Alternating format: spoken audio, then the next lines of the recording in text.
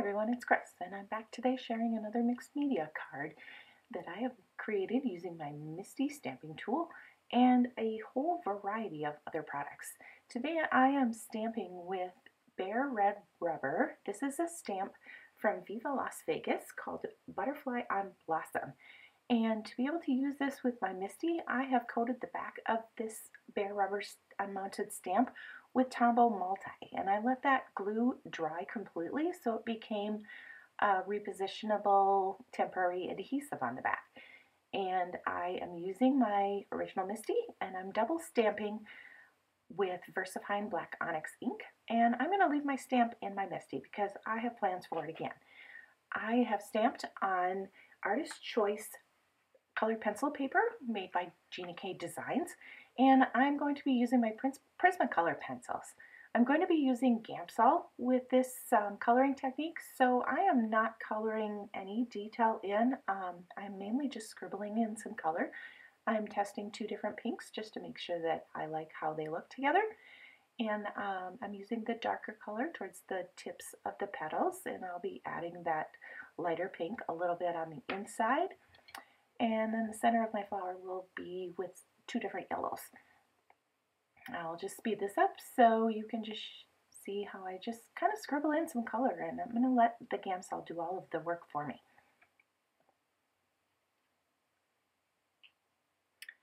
Here's the lighter shade of pink.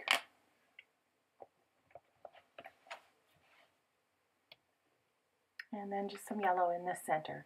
And then I'm going to use the paper blending stumps and the Gamsol, and I'm going to pull these colors together. I don't use Gamsol very often, actually the sponge inside my little cup is very dry, so I'm going to just add a little bit, and you really need very little, just enough to wet the sponge, and just so you can dip the tip of the blending stump in. You just want to dampen the tip, you don't want it too saturated.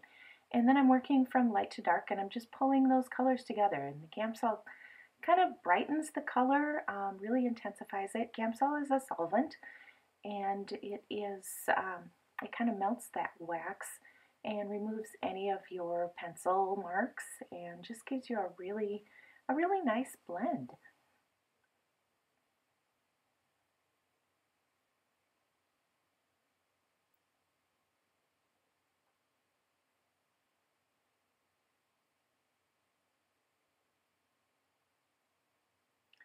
Adding a little bit more green to the stem, and I will darken that flower center just a little bit more for some contrast.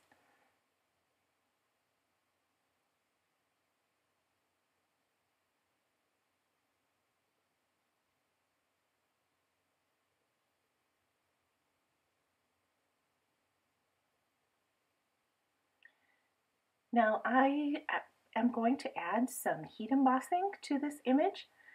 But what I would like to do first is to do as much of the trimming from this panel as I can. I'm going to do as much fussy cutting as I can, but I want to leave my left corner because I'm going to put this right back into my MISTI, and since my stamp is in the same place, I want to make sure that my card panel is going to be in the exact same place too, so I can stamp right over the top of my previous stamping. So I'm just going to remove as many pieces as I can, leaving that base. And I'm just going to pop it right back into my MISTI. Since I haven't moved my stamp, I know it's going to stamp in the exact same place. So I'm just using my little anti-static bag here, my embossing buddy, and that will guarantee that my embossing powder will only stick to where I want it to. And I'm just restamping with VLVStamps ink.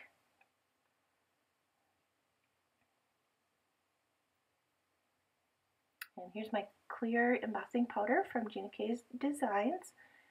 And that clear, when I heat that up and melt it, it's going to make the black of my stamping nice and, crisp and shiny. Just like the Gamsol kind of amplified the color of my Prismacolor pencils, the clear embossing will do that with my black ink as well. So now that that is done, I'm going to finish trimming that out. Normally when you trim around the outside of a heat embossed image, you risk kind of putting little gouges and nicks into the heat embossing. So that's why I like to do as much of that trimming first. Now I'm going to add just a little bit of white dots.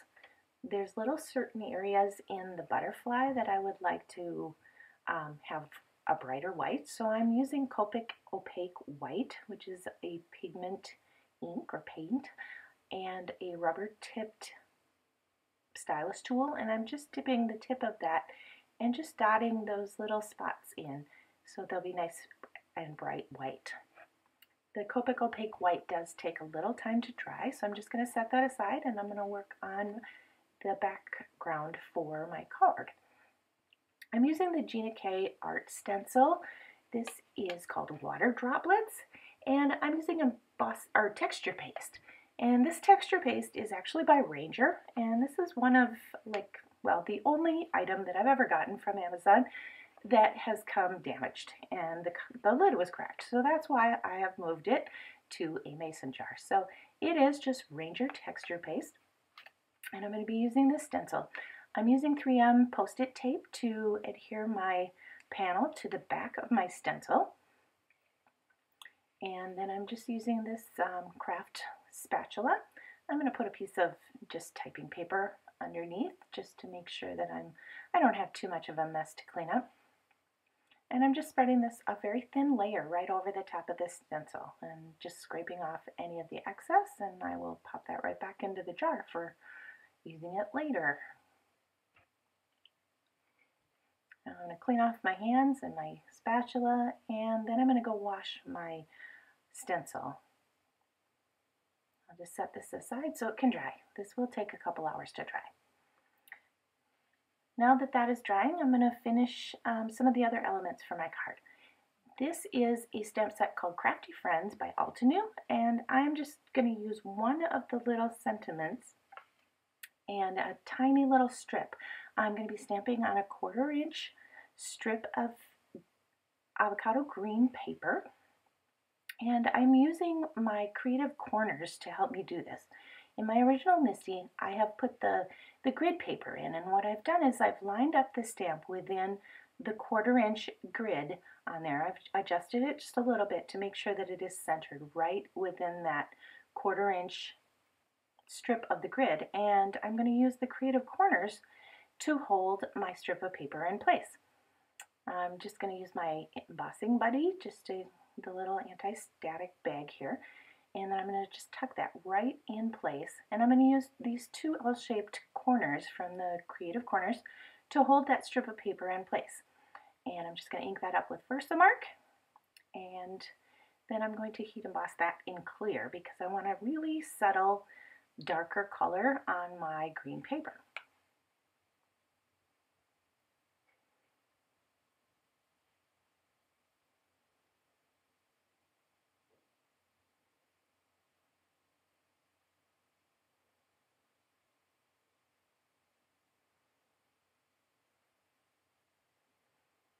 Now, one more element I've decided to add is from a die that I've had for years. This is a Blessed word die from Paper Tray Ink, and it's from their Counting My Blessings set, and I've cut it from self-adhesive backed fun foam. And I like using fun foam for my word dies because it gives you that texture without adding too much bulk. It's very lightweight, it's easy to mail, and it die cuts beautifully.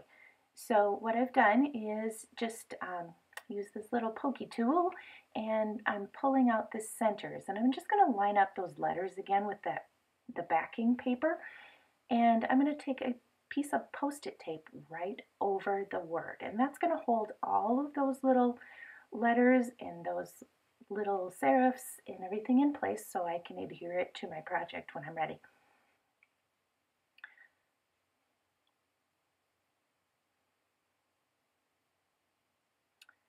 Now I believe my texture paste is dry, so I'm just going to make sure that I'm taking all of the Post-it tape off, and I'm going to just trim. There's some edges where there's just a little bit stuck on the edges, and I'm just going to kind of peel those off. And actually I'm going to use a nail file, and I'm just going to kind of file those edges down a little bit so it's nice and smooth.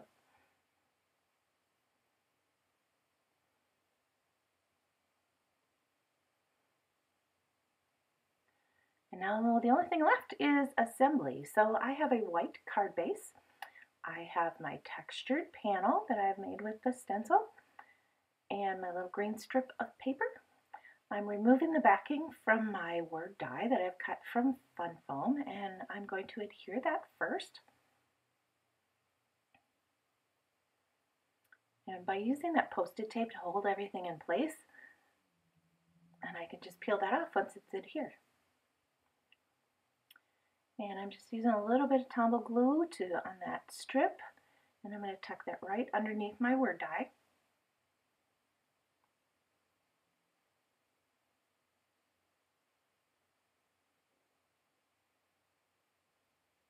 And a little bit of 3M foam dimensional tape on my flower, and I'm just going to tuck that into place here.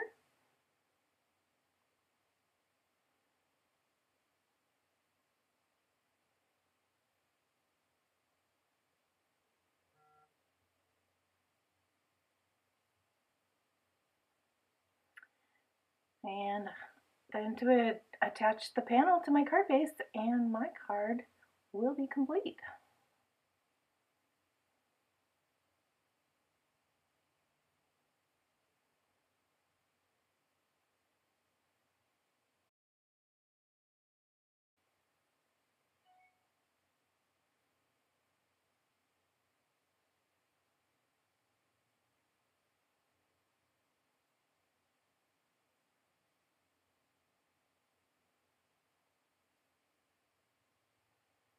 And that's it.